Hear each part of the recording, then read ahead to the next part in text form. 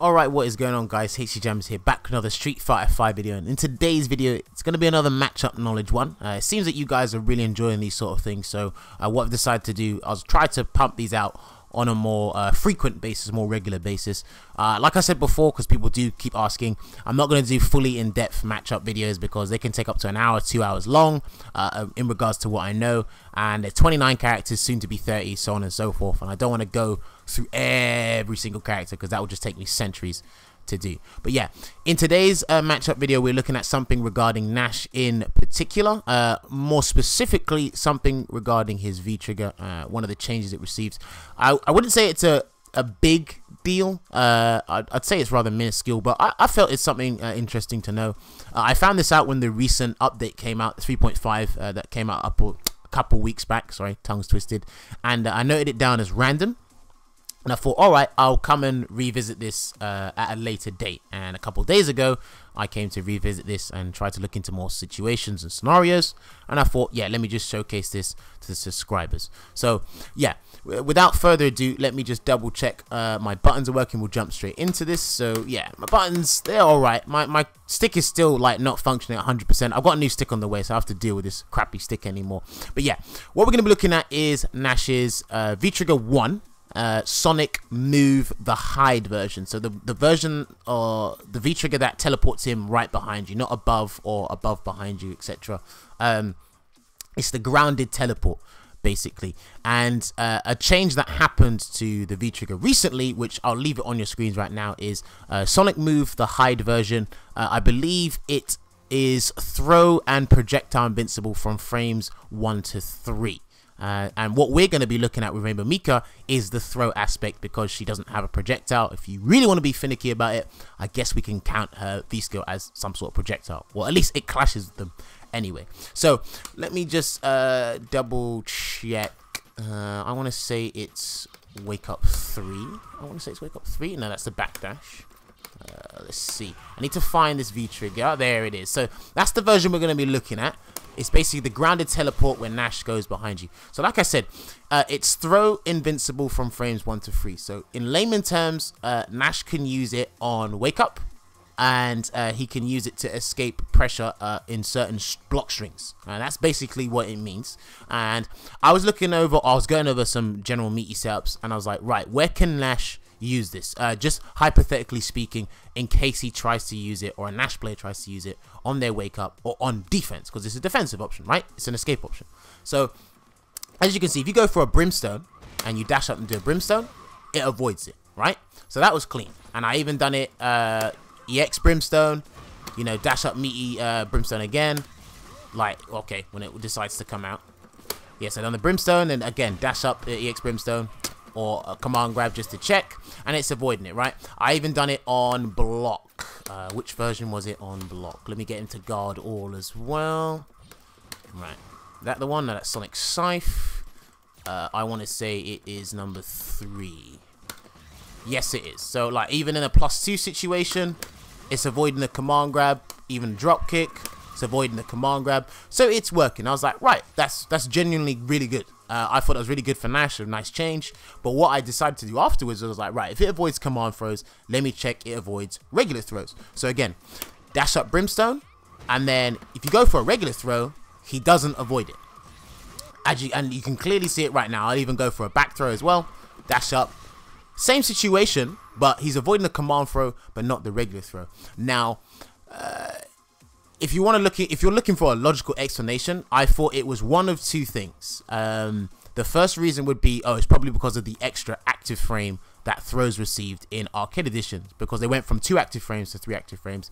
That's what I thought at first, but then I looked at other characters' meaty throw setups against Nash in +2 or +3 situations, frame advantage wise, and their throws, or the V-trigger was working, and against Mika it doesn't work. So the next reason I came up with was, right, it's just got to be a genuine bug, and I'm sorely convinced it is the latter of the 2 options I found, which I think is a genuine bug. Because look, even if I do, yeah, I've got the V-trigger to work on block, and if I go for a regular throw, he does the V trigger and then gets thrown out. And I tested throws, or I tested meat throw setups with Karen, Akuma, Zangief. I didn't test with everybody, so I don't know if it happens to any other character, but as far as I'm aware, this happens with R.Mika. And is it like important? I wouldn't say it's imperative, but it's just an interesting fact to know. Mikas can take advantage of this, but it's good because if you go for the regular throw and he does try to do V-trigger to escape on defense, remember it has to be the ground teleport, not the other two. His V-trigger depletes entirely because his teleport is, you can only get one usage, and you get a free 120 to 140 damage. And they're in beneficial situations for Mika as well. It avoids a command throw, and that's more risky anyway, and then Nash will be able to get a fat punish on you, so you got to be wary of that.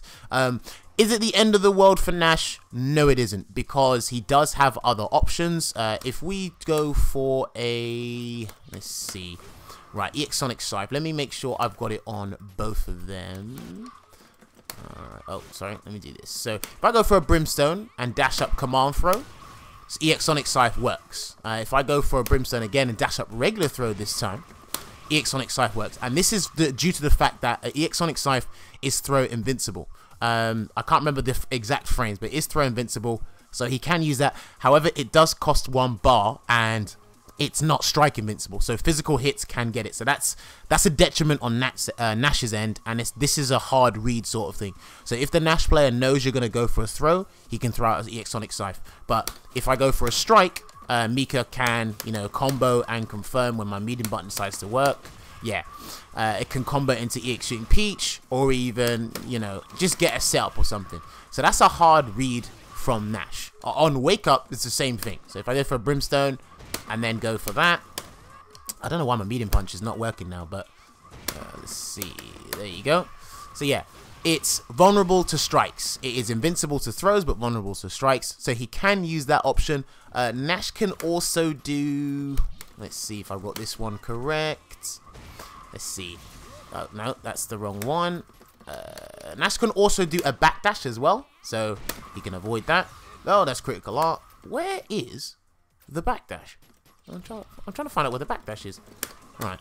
I was practicing against Nash last night. Ah, there's the backdash. So yeah, if you went for a throw and then throw again, yeah, so he can avoid it with a backdash. That's a safer and it's a meterless defensive option. But again, in the right situation, or if Mika has the right read, she can stop backdashes. So one thing to keep in mind about Nash in regards to the Mika Nash matchup is all of Nash's defensive options, they are vulnerable to strikes. They're vulnerable to physical hits if you're excluding the critical art. Now, even then, like if I was to, let's see, if I was to do a drop kick, go for a throw, EX Sonic Scythe avoids it. If I was to go for a drop kick, command throw, again. So hopefully you guys are picking up on the idea of how this works. But going back to the Sonic, let's see, which version was it now? Yeah, going back to the Sonic Hide one, again, regular throws will beat it, and I think this is a genuine bug,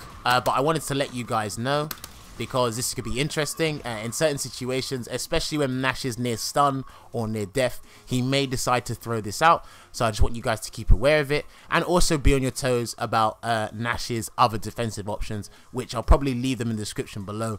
It's EX Sonic Scythe, it's backdash. He can neutral jump as well, but if you're like on point with this matchup, and this is a matchup that not every Mika player is ready for because you're going for hard reads and making Nash guess, this is just one of those additional notes that you just note down and go, right, so if Nash decides to do the grounded teleport, a regular throw can beat it. You'll lose Oki and frame advantage, but if it means, if the trade-off is like he loses his V-trigger entirely, and that's pretty good. But you also have to remember as well that if I've got it on here, let's see, no, that's a jab. Alright, I think that's it. Yeah, you have to remember as well, in certain situations Nash might try to V-reversal, but if he does V-reversal, let us not forget, V-reversals are susceptible to throws when my throw decides to come out. There you go.